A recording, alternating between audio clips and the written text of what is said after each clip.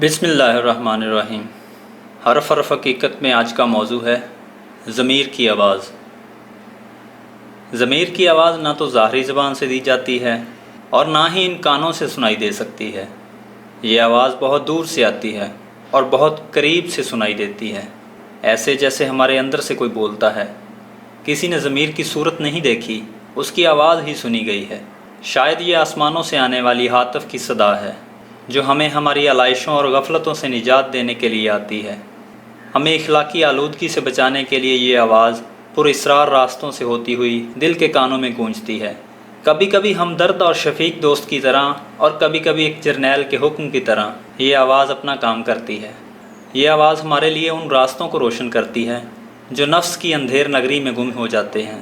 ہم بھول جاتے ہیں کہ ہمارا قیام عارضی ہے، ہمارا وجود ہمیشہ موجود نہیں رہ سکتا۔ یہ آواز بلکہ صرف یہی آواز صدائے جرس ہے، ناقوس وقت ہے، بانگ درا ہے، ایک وارننگ ہے کہ اگر منزل پر نگاہ نہ رکھی گئی تو گرد راہ میں کھو جانے کا خطرہ موجود رہے گا۔ ہم خوش فہمیوں اور خوش گپیوں میں اتنے مصروف ہو جاتے ہیں کہ انجام نظر سے اوجھل ہو جاتا ہے۔ ضمیر کی آواز اس خواب گراں سے بیدار کرتی ہے۔ یہ آواز ہمارے لیے ہدایت کا چراغ ہے، ایک مخلص دوست، ایک نڈر ساتھی جو ہمیں ہمارے مرتبوں، ہمارے خوش آمدیوں اور خوشا چینوں کی اصل حقیقت سے آگاہ کرتا ہے۔ ضمیر کی آواز ہمیں بتاتی ہے کہ ہمارے مرتبے اور دبدبے سب عارضی ہیں۔ ہم فرعون وقت بننا چاہتے ہیں، ضمیر کی آواز فرعون کی عاقبت سے تعارف کراتی ہے۔ ضمیر کی آواز پر کان نہ دھرنے والے بڑے بڑے محلات میں رہنے کے باوجود اپنے پیچھے ویرانیاں چھوڑ گئے۔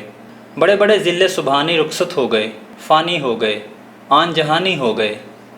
جو لوگ زندگی میں انسان کو انسان نہ سمجھتے تھے، انسان کے بچوں کو کیڑے مکوڑے سمجھتے تھے، آخری وقت میں پکار اٹھتے ہیں کہ کاش ہم مٹی ہوتے، کاش ہم اپنے سے مختلف ہوتے، کاش ہم مرتبوں پر مغرور نہ ہوتے۔ لیکن کاش تو بس کاش ہی رہتا ہے۔ کاش کہنے سے علاج تو نہیں ہوتا، زندگی دوبارہ تو نہیں ملتی۔ زندگی کے مختلف ادوار میں ضمیر کی آواز مختلف ذرائع سے ہم تک پہنچتی ہے، لیکن ہم ہیں کہ زمین جنبد نہ جنبد گل محمد، ہم پر اثر ہی نہیں ہوتا۔ ایک بچے کے لیے ضمیر کی آواز بس ماں باپ کی آواز کہی جا سکتی ہے، وہ شفیق آواز جو محبت کی حلاوت لیے ہوئے بچے کو آمادہ سفر کرتی ہے، اسے راہ کی دشواریوں سے آگاہ کرتی ہے، علم کی منزل، کردار و اخلاق کی منزل کی طرف گامزن کرتی ہے۔ والدین اولاد کو نیک اور کامیاب راستوں کا مسافر بنانا چاہتے ہیں۔ وہ وقتاً فوقتاً اولاد کو جھنجھوڑ کر جگاتے ہیں کہ وقت بلکہ زندگی، کیونکہ وقت ہی زندگی ہے، رائے گاہ نہ گزر جائے۔ رفتہ رفتہ ماں باپ کی آواز میں استاذہ کی آواز شامل ہو کر ایک نیا رنگ پیدا ہو جاتا ہے، ضمیر کی آواز میں نکھار آ جاتا ہے۔ یوں محسوس ہوتا ہے جیسے زندگی کے تپتے ہوئے صحرا میں سر پر ایک ابر سایہ دار و گہربار ہو۔ یہ آواز بڑی غمگسار ہوتی ہے۔ خدا کی آواز انسانوں ہی کے ذریعے سے تو آتی ہے۔ پیغمبروں کے بعد سب سے بڑا رتبہ ماں باپ اور استاذہ کا ہے۔ کہتے ہیں کہ ایک دفعہ حضرت اویس کرنی رحمۃ اللہ علیہ نے حضور اکرم صلی اللہ علیہ وآلہ وسلم کی زیارت کا قصد کیا۔ ماں سے نیک سفر پر جانے کی اجازت چاہی۔ ماں نے کہا، بیٹا اگر حضور صلی اللہ علیہ وآلہ وسلم مسجد میں تشریف فرما ہوں تو زیارت سے فیض یاب ہونا۔ اویس کرنی رحمۃ اللہ علیہ نے ایک طویل سفر کیا پیدل۔ حضور صلی اللہ علیہ وآلہ وسلم مسجد میں نہ تھے۔ اویس کرنی رحمۃ اللہ علیہ ماں کے حکم کے مطابق واپس چلے گئے۔ کچھ عرصہ بعد پھر قصد زیارت نبی صلی اللہ علیہ وآلہ وسلم کیا۔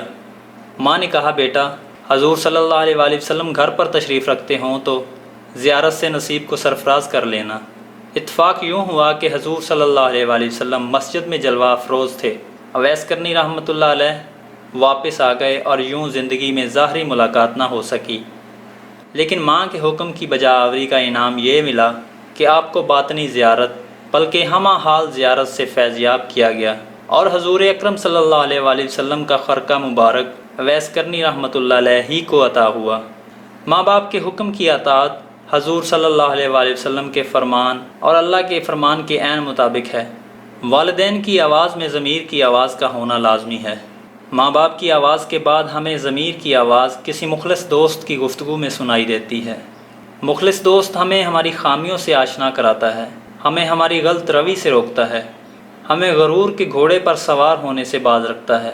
وہ ہمیں بتاتا ہے کہ آسمان پر نگاہ کرتے وقت یہ نہ بھولنا چاہیے کہ پاؤں زمین پر ہیں۔ خوش نصیب ہیں وہ لوگ جنہیں مخلص دوست کا ساتھ میسر ہو، خوش آمدیوں کے سنہرے جال سے بچنے والا، نخوت و نفرت کی بدبختیوں سے دور رکھنے والا، اللہ کی رحمت کا سفیر، مخلص دوست، ضمیر کی آواز کا مظہر۔ اگر شومئی قسمت مخلص دوست بھی میسر نہ ہو تو ضمیر کی آواز حاصل کرنے کا ذریعہ آئینہ ہے۔ آئینے کے روبرو ہو کر ہم اپنے ہی تو روبرو ہوتے ہیں۔ آئینہ جھوٹ نہیں بولتا، یہ ہمیں ہمارا ہی تو چہرہ دکھاتا ہے، اصل چہرہ، لبادے اور نقاب سے آزاد۔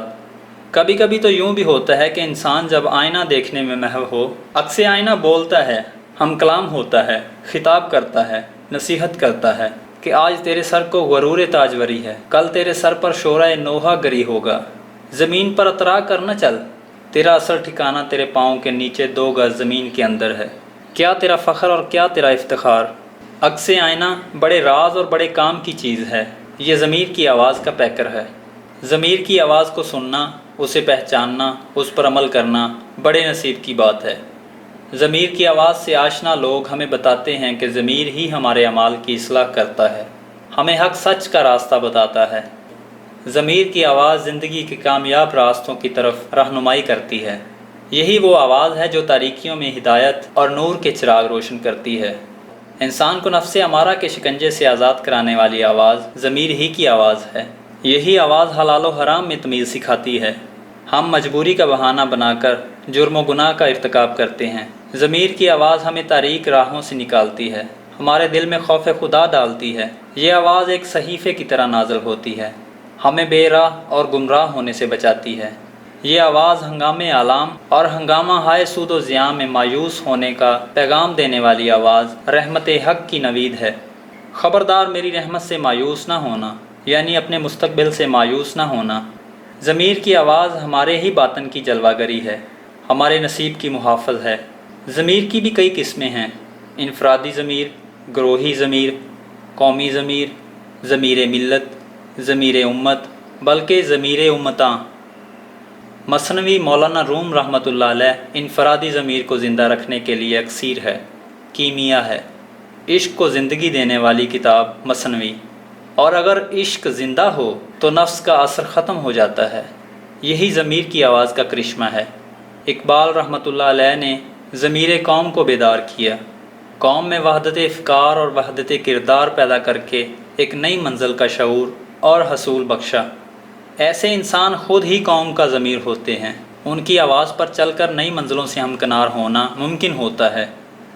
اقبال رحمۃ اللہ علیہ نے دعا کی کہ یا الہی، میرے بعد کوئی دانائے راز اگر آئے تو اسے نسیم حجاز سے سرفراز کرنا، اسے نوائے دل گزاد عطا فرمانا، اسے ضمیر امتاں کو پاک کرنے کی توفیق عطا فرمانا، اسے کلیمی عطا کرنا، اسے حکمت سے بہراور کرنا۔ یا الہی، آنے والے کو نئے نواز دوراں بنانا۔ ایسے انسان قوموں کے لیے خوش نصیبی کا پیغام لاتے ہیں، وہ ضمیر کو زندہ کرتے ہیں، عارضی منفعت سے نظر ہٹا کر ایک دیر پا باقی رہنے والی حیات کی طرف توجہ دلاتے ہیں۔ آج کا انسان مصروف ہے، کسی ضمیر پر کان نہیں دھرتا، وہ مال گننے اور جمع کرنے کے شغل میں مبتلا ہو گیا ہے۔ اگر اس سے خدا پوچھے کہ تمہیں دوزخ میں بھیجوں یا جنت میں، تو اس کا جواب ہوگا جہاں 2 پیسے کا فائدہ ہو وہاں بھیج دو۔ ایسے آدمی کے لیے ضمیر کی آواز کیا کرے؟ ضمیر کی آواز پھر بھی بدستور پکار پکار کر کہہ رہی ہے، لوگو، حق سے زیادہ نہ لو تاکہ محروم کو بھی اس کا حق مل سکے۔ تم بچوں کو مال حرام کھلاتے ہو یا انہیں آگ کا لقمہ دیتے ہو، معصوموں کے ساتھ ظلم نہ کرو، اپنے بچوں کو رشوت کا مال کھلا کر ہلاک نہ کرو۔ تم جس کام کے لیے ملازم رکھے گئے ہو اسے ایمانداری سے کرو۔ استحقاق کی بات کرتے ہو، فرائض کا ذکر کیوں نہیں کرتے؟ یہ ملک لاکھوں جانوں کی قربانی سے بنا ہے، قوم کو ایک اعلیٰ زندگی عطا کرنے کے لیے یہ ملک حاصل کیا گیا، لیکن افسوس چند ہوس پرست جونکوں کی طرح اس کا خون چوس رہے ہیں۔ کسی غریب کو کیا فرق پڑتا ہے اگر اس پر ہندو ظلم کرے یا اس پر مسلمان ظلم کرے؟ غور کرنے کا وقت ہے، سنجیدگی اختیار کرنے کا لمحہ ہے۔ اگر ضمیر کی آواز پر کان نہ دھرا تو خاکم بدہن، مسجد کرتبہ، خدا نہ کرے۔ ضمیر زندہ رہا تو فرد زندہ رہا، فرد زندہ ہے تو قوم زندہ ہے، اور قوم زندہ ہے تو ملک سلامت ہے۔ خدا ہمیں بیدار بخت اور بیدار ضمیر بنائے۔ مردہ ضمیروں نے ہمیں پہلے ہی بہت نقصان پہنچایا ہے۔ مردہ ضمیر وہ ہے جو ملک و قوم کے نقصان کی پرواہ کیے بغیر اپنی منفعت کی فکر کرے۔ اگر معاشرے میں باضمیر پیدا ہو گئے تو مردہ ضمیر ویسے ہی روپوش ہو جائیں گے۔ حق آئے گا تو باطل جائے گا۔ ضمیر کی آواز خلاؤں میں موجود رہتی ہے۔ ہم کثیر المقصدیت کا شکار ہیں۔ ہم ایک سے زیادہ زندگیاں رکھتے ہیں۔ ہم ایک سے زیادہ اموات کا ذائقہ چکھیں گے۔ ہمیں غور کرنا چاہیے، ضمیر کو زندہ رکھنے کی کوشش کرنی چاہیے۔ ہمیں کم از کم محسنوں کے ساتھ وفا کرنا چاہیے۔ ضمیر کی آواز کا یہی پیغام ہے کہ یہ ظاہری شان و شوکت وہمہ ہے۔